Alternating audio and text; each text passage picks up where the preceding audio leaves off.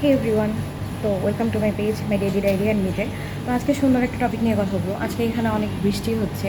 তো আমি থাকি পুরান ঢাকায়, অনেকে হয়তো বা জানেন, আমার কমেন্ট বক্সে যদি কেউ দেখে থাকেন তাহলে অবশ্যই জানেন যে আমি পুরান ঢাকার দিকে থাকি।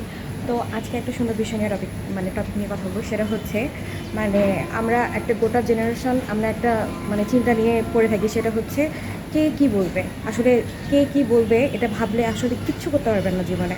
তো কে কী ভাববে, কে কী বলবে এগুলো না ভেবে জাস্ট আপনি আপনার কাজ, আপনি আপনার ফোকাসকে কেন্দ্র করে আপনি যা করতে চান অ্যাকচুয়ালি আপনি সেটার পিছনে লেগে পড়বেন। তো অবভিয়াসলি পিছনে কে কী বলল অবশ্যই একদম কানে তোলাই যাবে না। তো সবাই আপনাকে কি করবে জানেন? সবাই আপনাকে টেনে পিছনের দিকে নিয়ে যাবে, কেউ পুশ করবে না সামনের দিকে যাওয়ার জন্য। সো অবভিয়াসলি মাথায় রাখবেন যে আপনি কি করতে চান অ্যাকচুয়ালি। আপনি যা করতে চান আপনি সেটার পিছনে ফোকাস করে জাস্ট দৌড় দেবেন।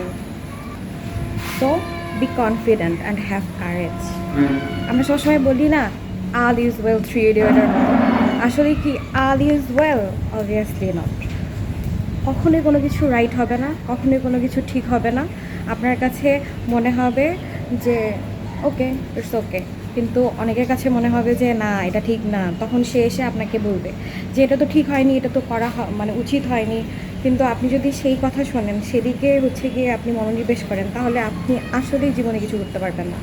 তো সময় থাকতে আমাদের সবাইকে সামনের দিকে এগোনোর জন্য যা দরকার তাই করা উচিত, তাই না কি? সো যারা আমার ভিডিও যেখান থেকে দেখছেন সবাই একটু ফলো করে দেবেন। ওকে, ধন্যবাদ।